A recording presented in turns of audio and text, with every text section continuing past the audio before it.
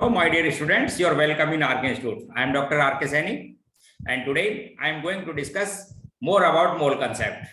In previous class, I had driven two formulas for calculation of the mole. One formula is used when given amount of the substance, and second one when given number of the species. For example, we find number of moles with help of the given weight of the species, given weight of the species upon their molar mass.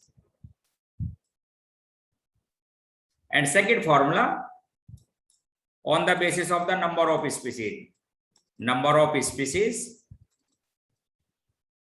and divide by Avogadro constant.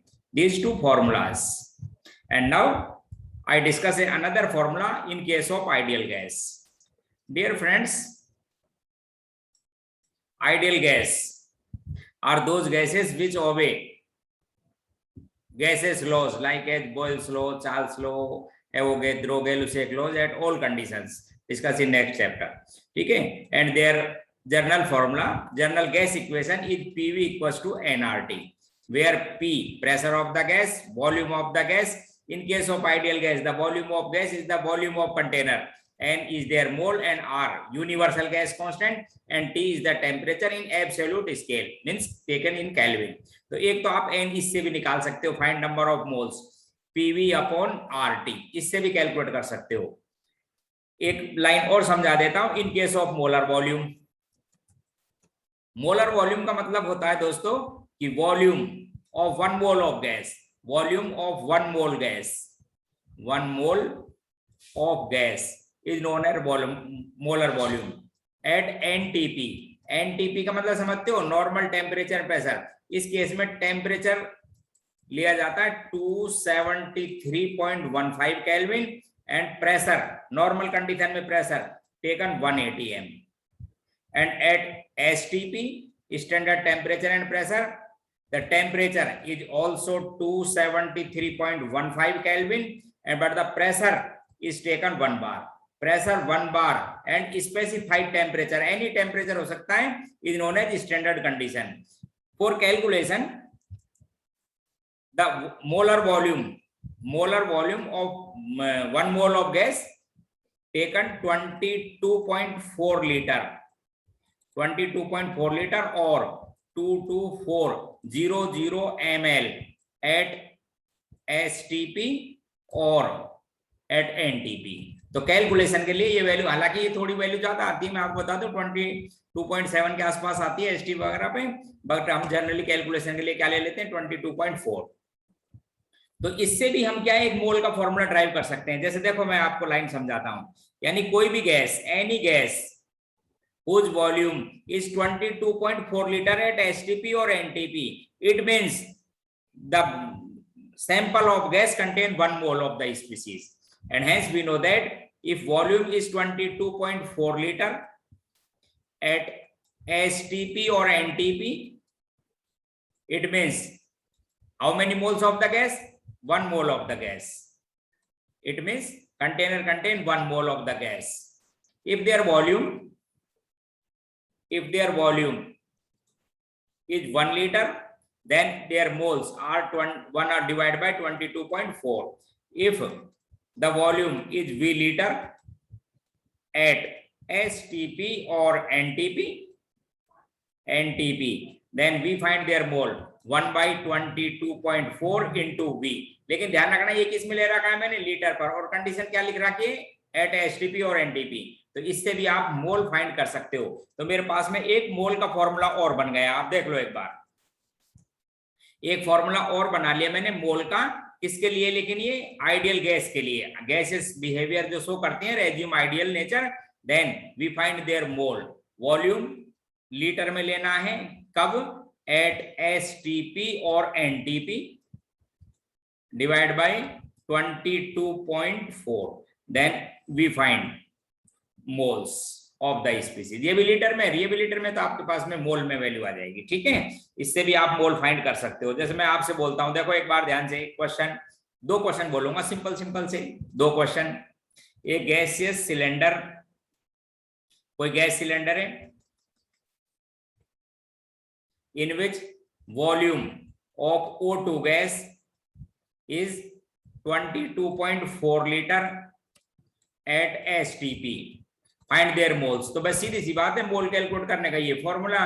बोले था आप given volume इतना और NTP पर या STP पर volume इतना होता है, तो कितने मोल था आपके पास में 1। एक और छोटा सा क्वेश्चन, एक छोटा सा क्वेश्चन और, कैलकुलेट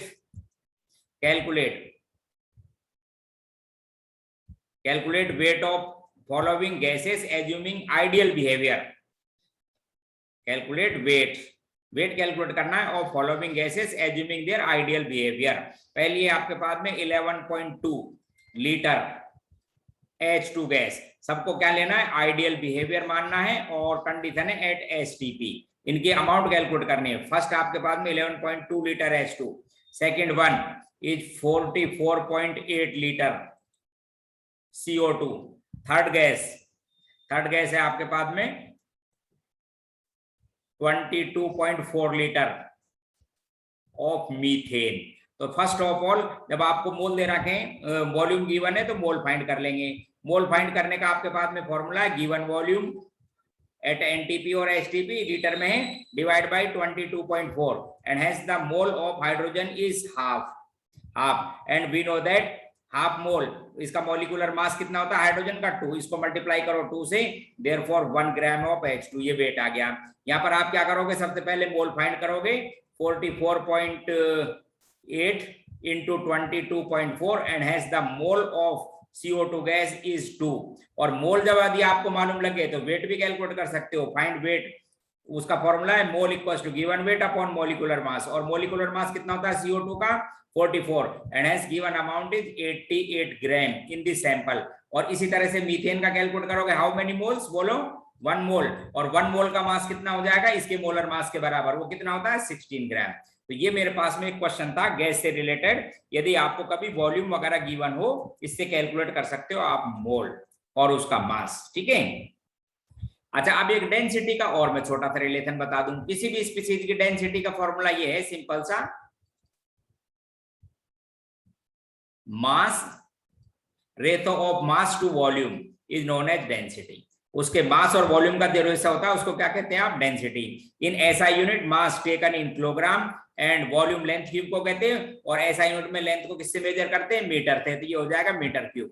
तो जनरली आपके पास में एसआई यूनिट में जो डेंसिटी की यूनिट आएगी केजी मीटर क्यूब -3, ठीक है, पर मीटर क्यूब, ये आपके पास में रहते हो। बट जनरली वी टेकन ग्राम पर ml एटसेट्रा, ग्राम पर सेंटीमीटर क्यूब। अच्छा, सेंटीमीटर क्यूब समझते हो, 1 ml इक्वल्स टू 1 cc और वी नो दैट 1 ml, ये सभी इक्वल हैं। क्यूबिक सेंटीमीटर, 1 क्यूबिक सेंटीमीटर समझते हो, लेंथ हाइट और ब्रेड सब 1 हो, और उस वॉल्यूम में जो गैस वॉल्यूम ऑक्यूपाई करेगा उसको कहते हैं 1 cc। 1 cubic centimeter is known as 1 ml and it is also known as 1 centimeter cube। इसको और क्या कह देते हैं, 1 सेंटीमीटर क्यूब भी यही होता है, ध्यान रखा, 1 सेंटीमीटर क्यूब। तो ये वॉल्यूम के बारे में बात थी आपके पास में। तो किसी भी स्पीशीज जैसे सॉलिड लिक्विड गैस, सॉलिड का मास यदि आपको फाइंड करना हो तो उसके वॉल्यूम को उसकी डेंसिटी से मल्टीप्लाई कर दो, उसका मास निकल जाएगा, ठीक है। उसकी डेंसिटी गिवन हो और मास यदि मालूम हो, आप वॉल्यूम फाइंड कर सकते हो। उसी तरह से गैस के लिए भी मैं मालूम कर सकता हूं। तो यदि गैसियस स्पीशीज है तो उसकी डेंसिटी को देखो कैसे निकालोगे आप, समझिए आप, एक फॉर्मूला ड्राइव कर देता हूं आपको। तो आपने अभी गैसियस आइडियल गैस इक्वेशन में लिख रखा था PV इक्वल्स टू nRT। अच्छा, मैं पूछूं भाई n क्या चीज है, बोले साहब मोल कैसे कैलकुलेट करते हो, given weight of the gas upon their molecular weight. बोले साहब ऐसे कैलकुलेट करते हैं हम इसके मोल, इसको डिवाइड कर लो आप किससे, वॉल्यूम से भी आप इसको डिवाइड कर लोगे तो प्रेशर आ जाएगा। अब देखो इसे क्या कहते हैं आप, वेट अपॉन वॉल्यूम क्या कहलाती है, डेंसिटी। तो मेरे पास में डेंसिटी का, डेंसिटी लिख देते हैं, इसको रो टाइप ऐसे बना देते हैं। तो डेंसिटी का फॉर्मूला हो गया था PM अपॉन RT। क्या फॉर्मूला हो गया, PM अपॉन RT।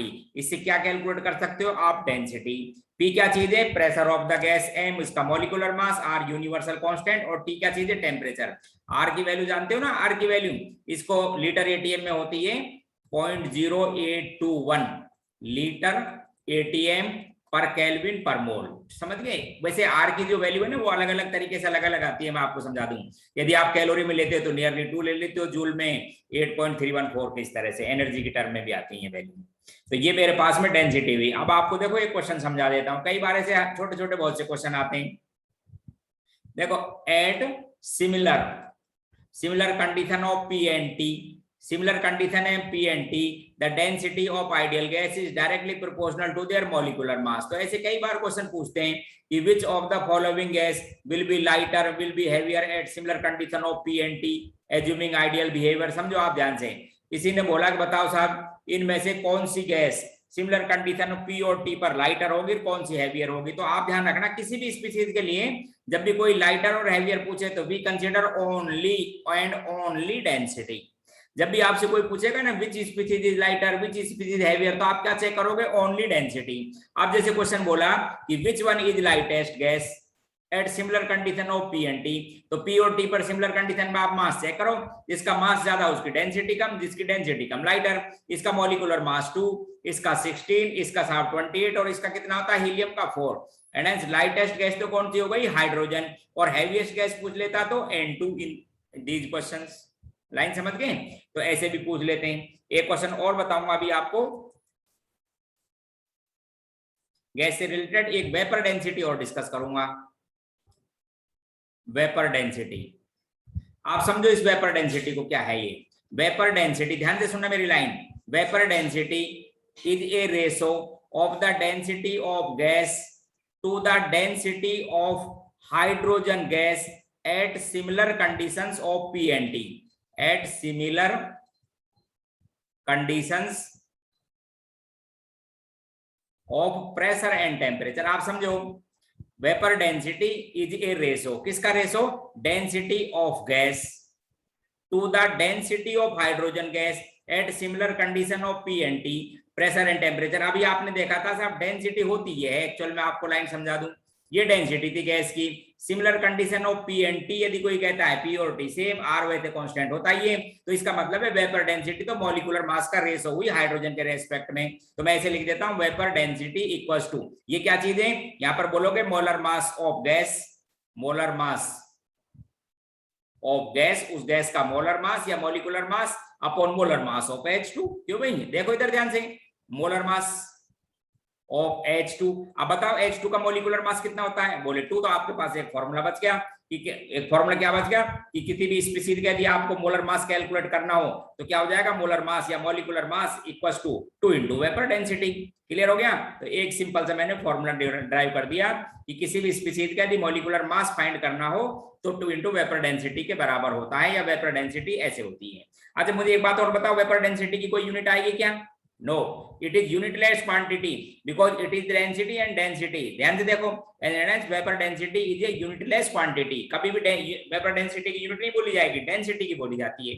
दो छोटे छोटे क्वेश्चन बिल्कुल सिंपल, जो कि आपको एक सीखने के पर्पज से बता रहा हूँ, समझ गए, बाकी कोई वैसे लॉजिक नहीं है। देखो इधर, जैसे मैं आपसे कहता हूँ भाई मुझे बताओ find vapour density, find vapour density of methane, तो मीथेन का मॉलिक्यूलर मास होता है 16, ये आपको पता है, 2 से डिवाइड कर लो। And acid vapour density is 8। और कोई पूछे find vapour density of acetone, find vapour density of acetone, तो एसीटोन का मॉलिक्यूलर मास निकाल लो, 3 तो कार्बन, तो 36 तो कार्बन, एक इसके अंदर साहब ऑक्सीजन है 16 और 6 इसके अंदर हाइड्रोजन है, तो टोटल मास हो जाता है ये 58। डिवाइड कर दीजिए उसको कितने से, 2 से, डिवाइड कर दो 2 से, and hence vapour density of acetone is 29। इस तरह से क्वेश्चन भी आते रहते हैं छोटे छोटे, समझ गए।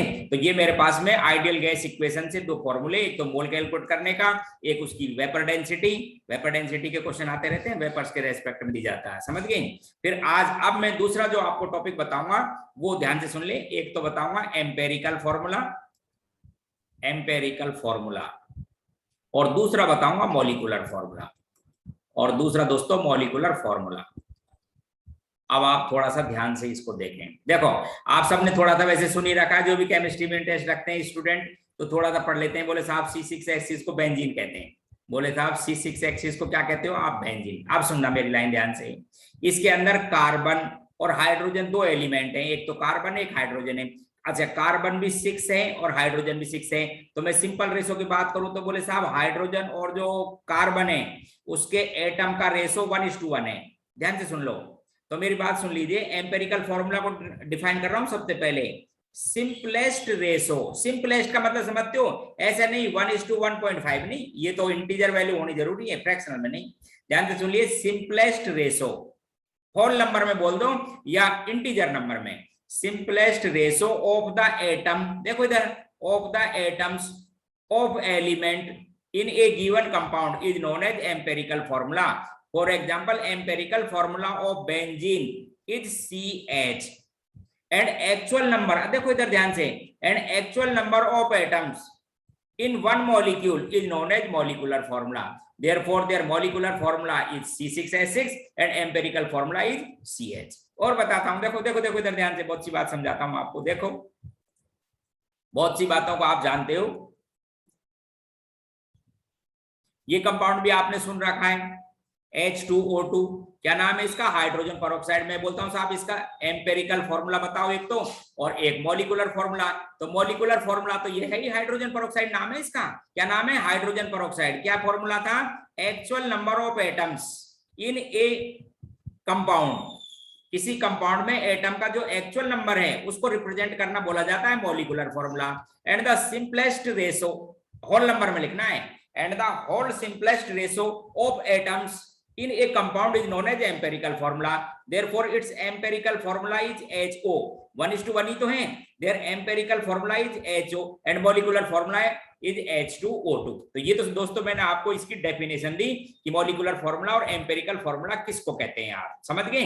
अब मैं आपको इसको कैसे डिटरमाइन करते हैं वो समझाऊंगा। देखो एक बार ध्यान से, बोले साहब एम्पेरिकल फॉर्मूला और मॉलिक्यूलर फॉर्मूला कैसे डिफाइन करते हैं या डिटरमाइन करते हैं, तो मैं 3 एग्जांपल बताऊंगा, 3 क्या 4 बताऊंगा, ठीक है, बिल्कुल सिंपल सिंपल से 1 मिनट में समझ बैठ जाएगी। सुनो देख ध्यान से, मैं कहता हूं साहब मेरे पास में कोई ऑर्गेनिक कंपाउंड है, उसके अंदर कार्बन है साहब 2.4 ग्राम और उसके अंदर जो हाइड्रोजन है वो साहब बोले 0.4 ग्राम। तो आपको इसका एम्पेरिकल फॉर्मूला फाइंड करना है, फाइंड एम्पेरिकल फॉर्मूला। सबसे पहले बताना है इसका एम्पेरिकल फॉर्मूला। तो पहले मुझे बताओ होता क्या है, बोले साहब सिंपल रेशो है किसका, एटम्स का।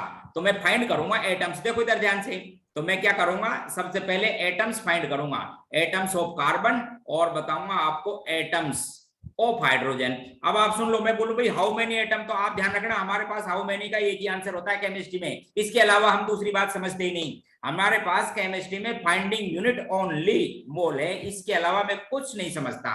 काउंटिंग यूनिट केमिस्ट्री में क्या है, ओनली मोल। तो मैं मोल काउंट करूंगा एटम निकालने के लिए। और मोल का दोस्तों मैंने आपको फॉर्मूला बता रखा, क्या बता रखा था, गिवन वेट तेरा साहब 2.4 अपॉन एटॉमिक मास। मैं एटम फाइंड करूंगा तो एटॉमिक मास से डिवाइड करूंगा, तो साहब मेरे पास में मोल हो गए साहब इसके 0.2। ठीक उसी तरह से हाइड्रोजन का कर लूंगा, कितना दे रखा था 0.4, एटॉमिक मास कितना है इसका 1, बोले साहब इसका हो गया 0.4 मोल हुए। ध्यान रखना आप एक साहब मोल को किसी भी स्पीशीज के एक मोल में n एटम्स होते हैं, जितने भी मोल है मल्टीप्लाई कर लो, बोले इतने हो गए, तो यहाँ भी साहब इतने हो गए। अब सिंपलेस्ट रेशो लिखना, एटम फाइंड हो गए, अब आपको क्या करना था इसका सिंपलेस्ट रेशो। तो सिंपलेस्ट रेशो में आपको सिंपलेस्ट रेशो फाइंड करना है, तो जो सबसे लो वैल्यू है, सबसे कम इसके जो मैग्नीट्यूड है उससे डिवाइड कर दो इन दोनों को, यानी इसी वैल्यू से डिवाइड कर दो। तो इसको भी डिवाइड, इसको डिवाइड कर देंगे 0.2 Na से और इसको भी डिवाइड कर देना आप 0.2 Na से। तो साहब ये तो आ गई आपके पास में 1 और ये आ गई 2 एंड हेंस द, अच्छा कार्बन का कितना रेशो एटम हुआ 1 और उसके रेस्पेक्ट में हाइड्रोजन का 2, therefore their empirical formula is CH2। बोलो कोई कंफ्यूजन, कुछ नहीं। बोले साहब एटम ही तो बोलने थे, उनका सिंपल रहता बोलना है, एटॉमिक रहता तो क्या हो जाएगा आपके पास में CH2 इज एम्पेरिकल फॉर्मूला। अब यदि कोई मॉलिक्यूलर फॉर्मूला और पूछता है आपसे, बोले साहब मॉलिक्यूलर फॉर्मूला बताओ, तो उसके लिए आपको एक कैलकुलेशन और समझा देता हूं। देखो इधर, यदि आपसे कोई पूछता है मॉलिक्यूलर फॉर्मूला, तो आप क्या करोगे, ये जो आपने एम्पेरिकल फॉर्मूला निकाला है इसको मल्टीप्लाई कर देंगे n से। किससे कर देंगे, n से। n क्या है, एक नंबर है, मैं आपको बताऊं कि 2 3 4 5 जो भी आता है, 1 2 3 1 भी आ जाता है कई बार। तो ये इसको कैलकुलेट करने का फॉर्मूला है मॉलिक्यूलर मास या molar mass of the compound, molar mass of the mass of empirical formula से आप डिवाइड कर लेना, उससे n आ जाएगा, तो आपके पास में क्या आ जाएगा यहाँ पर मॉलिक्यूलर फॉर्मूला। जैसे मैं अभी इसी क्वेश्चन में बोलता हूँ, क्वेश्चन जो यही था ना आपका, देखो इसको थोड़ा सा आगे बढ़ा देता हूँ।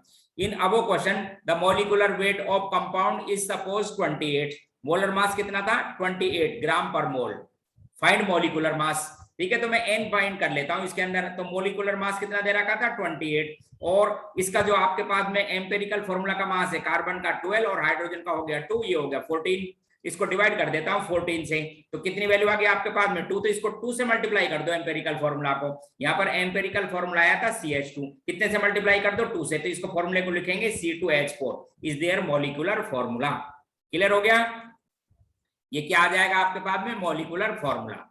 ठीक है, एक क्वेश्चन हुआ, ये छोटा था मेरा, और बताता हूं आपको, और बहुत से क्वेश्चन बताता हूं। एक दूसरा क्वेश्चन और देखो, a hydrocarbon in which carbon is 92.3% and hydrogen is 7.7%, is 7.7%. its vapour density दे रहा हूं, ध्यान रखना, its वेपर डेंसिटी, कोई भी वैल्यू दे देता हूं, इसकी वेपर डेंसिटी दे दो या मॉलिक्यूलर मास दे दो, तो इसकी वेपर डेंसिटी आपको मैं या मॉलिक्यूलर मास ही दे देता हूं। चलो, वेपर डेंसिटी अभी बताई थी वैसे, या मॉलिक्यूलर मास दे सकते हो। इस मॉलिक्यूलर वेट है 78, वेपर डेंसिटी हुआ तो इसको डिवाइड कर लेना, तो इसका मॉलिक्यूलर मास आपको दे दिया साहब 78 ग्राम पर मोल। तो find molecular mass, molecular formula as well as empirical formula. तो एम्पेरिकल इसका मतलब समझ गए कि यदि देखो परसेंटेज का मतलब समझते हो, we assume 100 gram mass of the compound, यानी 100 ग्राम मास है कंपाउंड का, उसमें 92.3 ग्राम कार्बन इतनी है, तो कार्बन की परसेंट वो निकाल लो। एटम निकालने के लिए आपको पता है कि 92.3 ये ग्राम में वेट था, डिवाइड बाय एटॉमिक मास, ये आ गया आपके पास में मोल्स इनटू Na, ये आ गया था कार्बन के एटम्स। सोल्व करोगे तो रफली 7.7 ही आएगा, आपको बता देता हूं, सोल्व करके देख लेना। इसी तरह से हाइड्रोजन का भी फाइंड करो, कितना दे रखा था 7.7, उसका ग्राम में मास अपॉन 1 होता है atomic mass into Na, into क्या हो गया Na, तो ये भी आ गया था 7.7। कितने एटम, अब सिंपल रेशियो कितना हुआ, इसको डिवाइड कर लो तो 1:1 हो गया, एंड हेंस इट्स MCH। अब मैं कहता हूं साहब मुझे इसका मॉलिक्यूलर फॉर्मूला भी ड्राइव करके बताओ।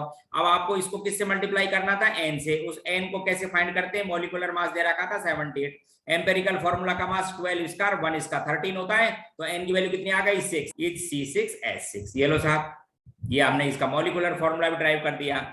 और बताएंगे दो क्वेश्चन और बताएंगे, ध्यान से देखो। एक क्वेश्चन, बढ़िया क्वेश्चन समझिए, एक क्वेश्चन और देखो, ए compound in which percentage of element sodium, sulphur, oxygen and hydrogen, उनकी परसेंटेज देखो। सोडियम की परसेंटेज साहब उसके अंदर 14.28% sodium, sulphur 9.94% sulphur 9.9, oxygen 69.57% oxygen, and hydrogen is दोस्तों हाइड्रोजन की परसेंटेज है 6.21%, and the percentage of hydrogen वो बता रहा हूं आपको, देख लो एक बार। परसेंटेज ऑफ हाइड्रोजन है इस कंपाउंड में 6.21% है हाइड्रोजन। अच्छा, एक लाइन और है इसके अंदर, in this compound all hydrogen, जितनी भी हाइड्रोजन है, in this compound all hydrogen exist in form of hydrate, exist in form of hydrate. Hydrate समझते हो, वाटर को कहते हैं, एक वाटर हो तो मोनोहाइड्रेट, 2 हो तो डाइहाइड्रेट, ऐसे 10 हो तो डेकाहाइड्रेट। ठीक है, तो क्वेश्चन समझो, all hydrogen exist in form of hydrate, find their molecular formula and empirical formula. एक चीज और बोल रहा हूं इसके अंदर, द मास ऑफ एम्पेरिकल, इस कंपाउंड में जो एम्पेरिकल फॉर्मूला का मास है वही किसका मास है, मॉलिक्यूलर फॉर्मूला बराबर है। ठीक है, दोनों के मास बराबर है। तो देखो करना कुछ नहीं था दोस्तों, आप क्या करोगे, सबसे पहले एटम निकालने हैं आपको, तो एटम का सिंपल रेशो को कहते हो। अब इसमें क्वेश्चन में क्या खास बात थी वो मैं आपको समझाता हूं। तो सिंपल रेशो निकालना है आपको सोडियम का, ऑक्सीजन का, हाइड्रोजन का। देखो यहीं से सोल्व कर लेता हूं। सोडियम, सल्फर, ऑक्सीजन और हाइड्रोजन 4 एलिमेंट हैं। सोडियम की अमाउंट कितनी दे रखी था आपको 14.28 ग्राम, इसको डिवाइड करो इसके एटॉमिक मास से, एटॉमिक मास से। इसी तरह से सल्फर दे रखा है 92, ऑक्सीजन कितनी है 69.57, डिवाइड कीजिए दोस्तों 60 डिवाइड करो 1 से, तो ये आपके पास में आ जाएंगे मोल्स। तो आप इसको सॉल्व करो तो ये वैल्यू आएगी आपके पास में 0.62, नियरली बता रहा हूं, ये वैल्यू आएगी साहब आपके पास में 0.631, चेक कर लेना। और ये वैल्यू आएगी दोस्तों आपके पास में नियरली 4.34, और ये वैल्यू आपको पता है 6.21। तो ये क्या आ गया आपके पास में, बोलो मोल्स। अब मोल्स को एटम में कन्वर्ट करना हो तो किससे मल्टीप्लाई कर दो, Na से। इसको मल्टीप्लाई कर निकालना है इसका सिंपलेस्ट रेशो। तो सिंपलेस्ट रेशो निकालने के लिए क्या करोगे, इसमें जो सबसे लोएस्ट डिजिट है उससे डिवाइड कर दो इन सभी वैल्यू को। तो सबसे लोएस्ट डिजिट ये है, तो वो सिंपल रेशो यहीं आने लग जाएगा। आप 0.31 वैल्यू सबसे कम होती है उससे डिवाइड कर दीजिए इसको। ठीक है, तो आप देखो क्या आंसर आएगा। हो गया था 1, इसको डिवाइड करके देखो ऑक्सीजन, तो ये वैल्यू आएगी 14, और इसको डिवाइड करके देखो ये आएगी 20। ये आपके पास में एटम का सिंपल रेशो आया। लेकिन ये क्वेश्चन में क्या कहते हैं, ये जितनी भी हाइड्रोजन है किस फॉर्म में एग्जिस्ट करती है, हाइड्रेट की फॉर्म में। तो 20 हाइड्रोजन का मतलब क्वेश्चन की लैंग्वेज थी all hydrogen exist in form of hydrate. तो आप इसको तो लिखोगे 10H2। फिर उसके बाद में सोडियम कितना है साहब आपके पास में 2, ये रहा। सल्फर कितनी है 1, और ऑक्सीजन थी आपके पास में 40, जिसमें से 10 तो यहां लिख दिया आपने, और 4 बची। तो ये होगा Na2SO4.10H2। ये था। अब इसका आप चाहे इसको एम्पेरिकल फॉर्मूला बोलो या क्या बोलेंगे आप इसको, मॉलिक्यूलर फॉर्मूला, क्योंकि मॉलिक्यूलर मास और एम्पेरिकल फॉर्मूला का मास बिल्कुल बराबर है, इसलिए एन की वैल्यू आएगी आपके पास में 1। एन की वैल्यू कितनी आ जाएगी 1। एक क्वेश्चन और कराऊंगा आपको, वो थोड़ा सा एक तरीका है उसमें, वो इनऑर्गेनिक कंपाउंड है। एक देखो इधर ध्यान से, जिसके अंदर हाइड्रोजन, सल्फर और ऑक्सीजन की कुछ अमाउंट दे रहा हूं मैं आपको। हाइड्रोजन, ऑक्सीजन और सल्फर। हाइड्रोजन तो है उसके अंदर 0.02 ग्राम, 0.02 ग्राम। सल्फर है उसके अंदर 1.12 ग्राम। देखो, और खास बात सुन लो, खास बात, इसका जो एम्पेरिकल फॉर्मूला है, इसका जो एम्पेरिकल फॉर्मूला है उसका मास और इसके मॉलिक्यूलर जो फॉर्मूला है उसका मास इक्वल है। तो इसका एम्पेरिकल फॉर्मूला और मॉलिक्यूलर फॉर्मूला ड्राइव करना है। वापस सुन लो, एक कोई कंपाउंड है, it contain 0.2 gram of hydrogen, 0.64 gram of sulfur and 1.12 gram of oxygen, and the mass of empirical formula equals to the mass of their molecular formula. Find empirical and molecular formula. तो पहला step, सबसे पहले क्या करोगे आप, मोल निकालिए सब सबके। मोल निकालने के लिए क्या करते हो, उसके जो गिवन वेट है उसके एटॉमिक नंबर से डिवाइड कर देते हो। मास कितना है 32 करो डिवाइड, 0.112 कितना है इसका atomic number, atomic mass 16 divide करो, तो ये वैल्यू तो आ गई। आप चेक करके देख लो, ये भी 0.02, और ये चेक करके देखेंगे तो ये 0.07 आएगी। ये कितनी आ गई 0.07। अच्छा, फिर ये तो मोल बने। मैं तो कहता हूं मुझे तो एटम बताना था, बोले मल्टीप्लाई कर लो। ये लो साहब, ये इतने एटम हो गए, ये भी इतने एटम हो गए, और ये भी नंबर ऑफ एटम्स आ गए। अब सिंपलेस्ट फॉर्मूला है, तो सिंपलेस्ट रेशियो निकालने के लिए क्या करोगे, जो लोएस्ट वैल्यू उससे डिवाइड कर लो। कर रहा हूं, तो 0.02 डिवाइड कर लो उसी से। तो ये वैल्यू अब देखना आप रिजल्ट क्या आता है। तो ये वैल्यू कितनी आ गई आपके पास में, बोलो 1। ये वैल्यू भी कितनी आ जाएगी 1, और ये वैल्यू कितनी आएगी बोलो 3.5। तो मैंने आपको बताया कि एम्पेरिकल फॉर्मूला होल नंबर में, होल नंबर आना बहुत जरूरी है। सिंपलेस्ट जो रेशो होता है आपके पास में एटम का, उसको कहते हैं। तो ये तो 3.5 आया। जब 3.5 आएगा तो इस पूरी वैल्यू को सिंपल बनाने के लिए कितने से मल्टीप्लाई कर दो आप, 2 से।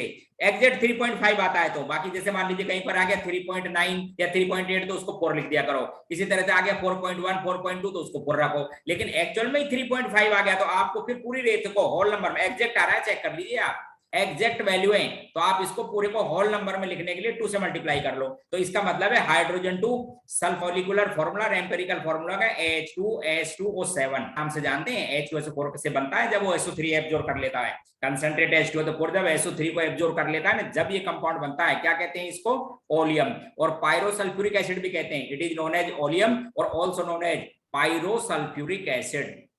पायरोसल्फ्यूरिक ऐसे कई नाम है। It is known as oleum, pyrosulphuric acid and disulphuric acid. तो ये मैंने आज आपको सिखा दिया कि एम्पेरिकल फॉर्मूला और मॉलिक्यूलर फॉर्मूला कैसे ड्राइव किया जाता है। बस आज की क्लास में एक चीज और समझाऊंगा। कई बार परसेंटेज वगैरह की बात आ जाती है कि साहब किसी कंपाउंड में परसेंटेज कैसे कैलकुलेट की जाती है एलिमेंट की। तो परसेंटेज ऑफ एलिमेंट साहब ये कैसे कैलकुलेट करते हो, तो परसेंटेज का मतलब सीधा है 100 में से बताना है। तो देखो फॉर्मूला बताऊं, सुनो ध्यान से। जैसे सपोज ये मेरे पास में कोई कंपाउंड है, इस कंपाउंड का मॉलिक्यूलर मास आप ध्यान देखना, इस कंपाउंड का 85 ग्राम पर मोल है। इसके अंदर एलिमेंट 2 ग्राम था, तो मैं कहता हूं इसका परसेंटेज निकालो। बिल्कुल सिंपल, बोले 85 ग्राम में एलिमेंट ए कितना है, ग्राम परसेंटेज है। तो ये परसेंटेज हो गई एलिमेंट जिसकी भी निकालनी है आपको। तो किसी कंपाउंड में निकालनी है परसेंटेज ऑफ एलिमेंट की, तो यहाँ बोलोगे वेट ऑफ द एलिमेंट, 2 ग्राम 5 ग्राम 50 ग्राम जो भी है, या आप उसका एलिमेंट का मास निकाल लेना, weight of the element upon molecular weight of the compound into 100। ये लो साहब, इसका पूरे का मोलर मास कितना था 85, एक में इतना 100 में इतना। 2 क्वेश्चन करा देता हूं आपको, देखो समझाने के लिए बिल्कुल सिंपल। आप ये आंसर निकाल के देंगे मुझे। ये लो देखो इधर एक क्वेश्चन, बिल्कुल सिंपल क्वेश्चन। ये था मेरे पास में कॉपर सल्फेट .5H2O। इसको इसलिए लिया जिससे आपको मतलब समझ बैठे, ठीक है। बोले बताओ कॉपर की क्या परसेंटेज है। एटॉमिक मास दे देता हूं। कॉपर का एटॉमिक मास होता है साहब 63.5 एटम का मास, सल्फर का 32, ऑक्सीजन का आपको मालूम है 16 और हाइड्रोजन का आपको मालूम है 1। तो आप क्या करोगे मुझे बताओ।